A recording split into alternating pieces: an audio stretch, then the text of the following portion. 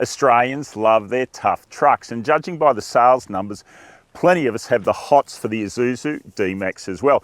So what a great idea to combine the two. Meet the Isuzu D-MAX Blade. It's the toughest go-anywhere D-MAX yet, and it's been brought together with help from the local engineering and assembly experts at Walkinshaw Group. At $76,990 drive away, it's also the most expensive D-MAX yet. So is the Blade the sharpest tool in the shed, or a bit of a blunt instrument? Here's 5 things you need to know.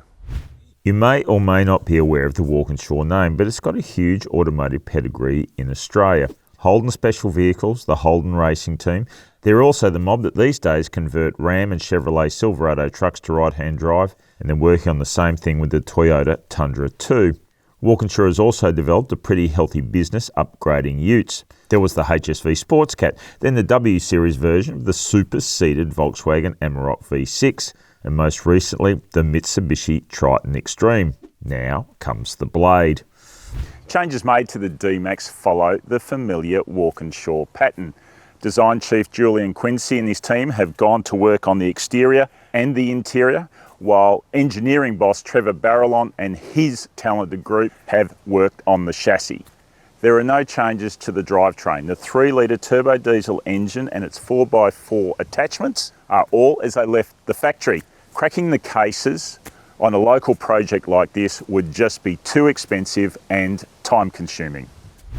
Okay, design first, and the grille is an obvious change. You've got the big Isuzu, big bold Isuzu logo here. These hexapod shapes here, this is part of the donor cars design motif that's been amplified by Julian Quincy in his design of the Blade. And down below, a 112 watt light bar. But that's not all. So these wheel arch flares are new, and this 17-inch wheel and tyre package is also new and exclusive to the Blade and helps amplify its stance.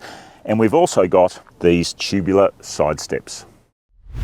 It's pretty easy to spot the key engineering change for the D-MAX Blade. It's a 29mm lift kit. Looks tough and capable, doesn't it? The ride height hoik comes courtesy of Monroe MTV dampers and the larger wheel and tyre package. Speaking of rubber, the Blade was the first vehicle in the world to come out of the factory with Goodyear Wrangler Duratrac tyres fitted standard.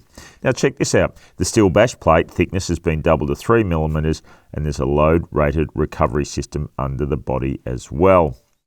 So after all that chat, it'd be remiss of us not to take the Blade out for a run, hey? But first should mention that despite all the performance upgrade and honing, this vehicle still has a 3.5 tonne brake towing capacity and a payload of nearly 900 kilos. So while it's now a show pony, it's still a workhorse.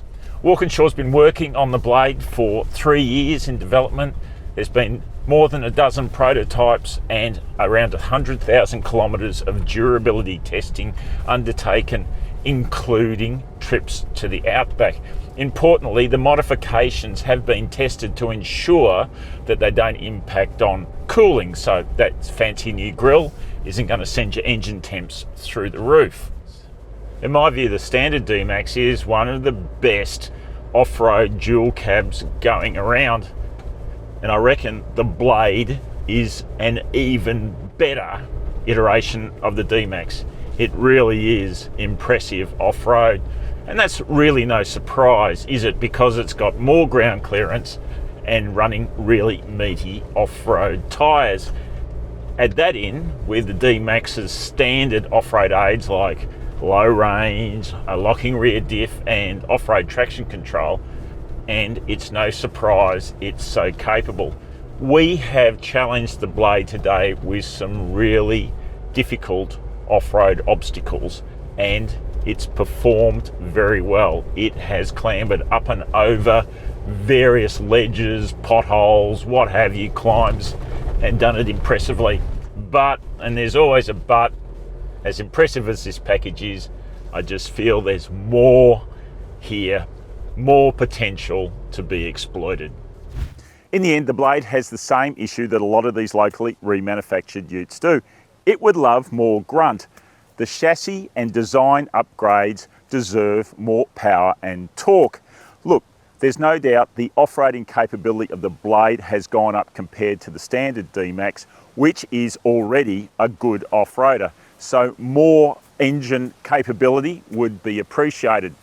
So let's go back to our original question then. No, the Blade is not the sharpest tool in the shed, but nor is it the bluntest instrument either. It is actually very good at carving up the countryside.